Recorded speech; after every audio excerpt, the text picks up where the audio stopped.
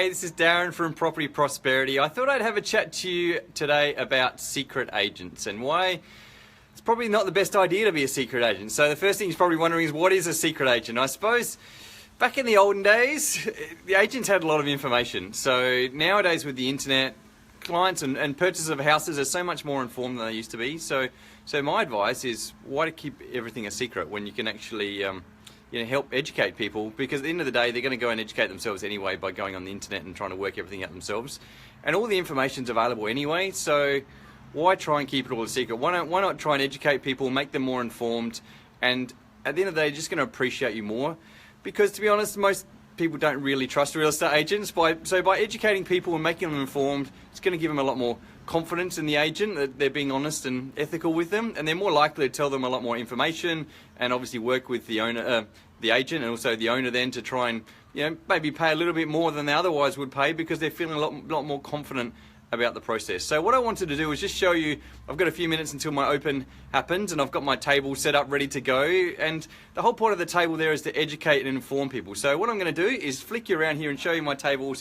Hey Kevin, I can see you joining, and Jonathan. So I put up a little board here. It looks like it's a bit overkill, but the whole point of this is to try and educate people so they understand everything they need to know about the property. So I'm going to take you through some of the things which are important if someone's buying the property.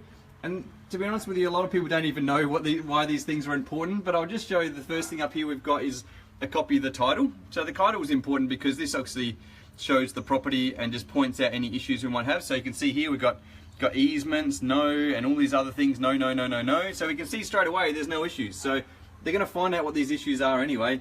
Hey John, thanks for joining, and thanks for the likes guys too. If you like what I had to say, click on the like, because I really appreciate it. Even if you don't like it, still click on the like.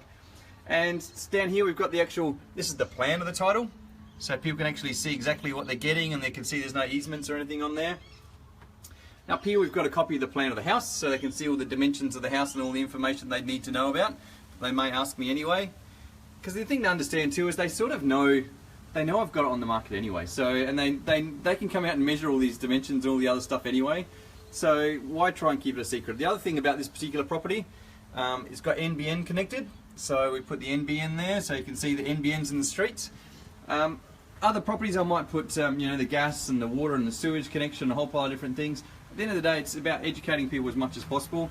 And here we come in, I've just given them some information about the market, what the market's been doing, the median house prices. Come down here, I've given people some idea about the zoning. This particular property is an older house, so you could probably knock it down and subdivide if they wanted to. And this is what I've come in here, and I've done a bit of a map that gives people a bit of an idea of what other properties are being subdivided in the area. So these are nearby subdivisions. So you can see there's heaps of properties being subdivided. And the reason that's useful, if people are thinking about subdividing, they don't want to be the first person to subdivide. So the fact that I can come in here and tell them what the zoning is in the area, so it indicates, it's likely that it might be able to be subdivided. I can show there's a lot of other people subdividing in the area, it gives them a lot more confidence as well. I can give an idea of where the market's at, and so, because the other thing, a lot of agents think they don't want to give people information about what things are worth and all that sort of stuff, because they're going to, maybe offer less than they otherwise would. But in reality, it's very, very easy now to get on the internet and find out what the median house price is. So why try and keep it a secret? They're going to know anyway, so why not be upfront from the start? And here I've just shown you some things I've got here. I've written a book on subdividing, so multiply and subdivide your profits. So I've got that in there. Some of the people that are going to come and look may even be interested in selling their house, so I've got my book on selling their house as well. This is a book, little guide here about all the things they need to know when they're buying a house, all the forms they fill out and all the questions they should be asking. And then I've got another guide here on renovating a house. This particular house could be useful for renovation as well, so I've got that information guide there.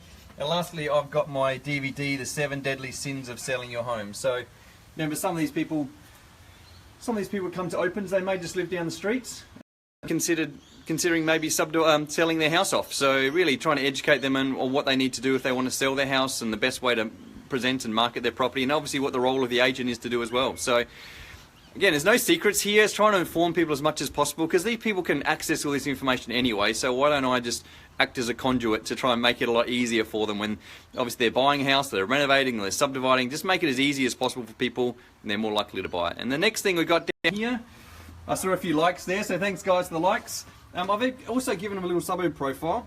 This sort of just shows them what the market's been doing. pulls out the median house prices. You can't really see it too well there, guys. But also it gives us some other, what the houses are selling, how long they're taking to sell, what them, a whole pile of information about the market. So I give that to them as well, and the median rental house price as well.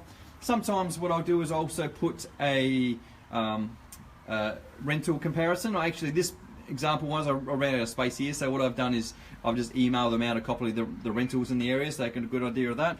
I give them a copy here of the letter of offer, so they can actually see exactly what they would be filling out if they want to put an offer in the property. And then also here I've got some more copies of my brochure, so you can see I've got a nice little brochure here. So you can see there, and I try to put as much information as I can on there as well, so they're really informed. And obviously put a nice copy of the plan at the back there as well. Presenting everything as well as we possibly can is really important too, because you find, really at the end of the day, judge whether they feel comfortable with buying this property or not, and whether they think this property is better than another property, and all those subtle little things, even just the brochure being slightly better quality than they otherwise would, it just sort of makes it feel like a better house than the other house. Everything you do, it's just going to add to the atmosphere and add to the experience of coming to look at your house, and it's going to make this house stand out compared to the other house. And so, and then finally, just some nice little touches. I also just give them some mints and some water. I've got little show bags for the kids. And the other thing is I do have a little show bag in here, which I hand out to people when they come and have a look. The reason I give people a show bag is because they're probably looking around at other houses today, so I might as well give them a little bag so they can carry all their stuff around in. And again, I just put the brochure in there. I put the comparable market analysis, or the sales in the area, and also come in here, and what else have I got in here? I've also got a little flyer that from a local business that gives them a free minimum chips from the shop down the road, so if they want to go out and grab themselves some lunch, they can head down there and grab some lunch for free. So you can see I've just tried to make the experience as easy as possible, trying to educate people as much as possible, trying to inform them as much as possible. And the reason you want to do that is the more confidence people have, the more likely they are to offer a better price. If they're a bit scared of the whole process, and for most people when they're buying a property, they don't do it very often. Obviously I'm buying and selling properties all the time, but for most people they might only do it a couple of times in their life. So it is a very scary process. So by educating and informing and building their confidence up, that's eliminating a lot of the risk. And when you eliminate a lot of that risk, then they can probably pay a higher price because they're not taking a bit of a punt. And so usually fine, and in my experience, I generally sell houses for a lot more than other agents in the area sell them for, purely because I'm educating and informing people and making them really confident. So you can see why you don't want to be a secret agent, why you want to be out there and giving people as much information as possible, because they're more likely to put in a much higher offer, and they're more likely to buy the property and go ahead with it. So hopefully that made sense. If you like what I had to say, then click on the like button. If you haven't liked what I had to say, still click on the like button, because I really appreciate it. And if you know someone that's putting their property in the market and they're deciding on an agent, then click on the share button, because I'm sure if they're going out and comparing agents, they might want to be looking at the way other agents are presenting their property, because they should be informing and educating their potential purchasers as well. And if they're not, then they're probably doing their potential purchasers a disservice, and likewise their owner a disservice, because they may be selling the property for less than they otherwise would. So thanks guys, and thanks for all the likes, and I look forward to catching up with you again next time. Bye for now.